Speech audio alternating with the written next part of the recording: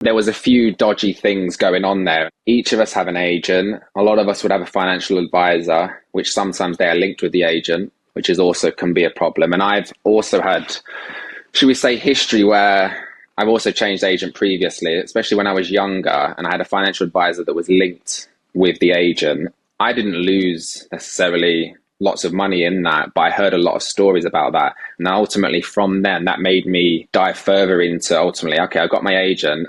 Now I need to do an interview process on three separate financial advisors, because ultimately in football, there's such a link between agents, financial advisors, different services that ultimately they're all in the same circle. And now you're seeing players ultimately take ownership and ultimately, yeah. Well, I got introduced to a previous agent from a more senior player at Fulham, and ultimately there was a link with a financial advisor, which sometimes they can promote things that are more inclined with their own agendas. For example, they get bigger kickbacks, or they're not really seeing the bigger picture in terms of they've got this opportunity, but they're not looking at 10 other opportunities. They're ultimately looking at their own agenda. And then ultimately, if they bring in, oh, we're bringing this agent, or for example, you've got someone doing your car insurance or house insurance, etc., they'll get kickbacks from that agent because they've introduced that person. And ultimately, I found that you can't trust people like that anyway.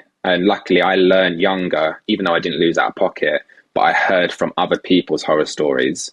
And from then, that's made me, I think, even more wary and almost learn the dark place of football, where ultimately there are young people earning lots of money in a short space of time. And there are a lot of vultures out there who if you've not got the right team behind you, can easily be swept away. It's funny, when I brought in one of our previous guests, who's a very famous athlete, into a deal that I was doing, and he said, "But what's your take?" I said, "I don't know what you mean."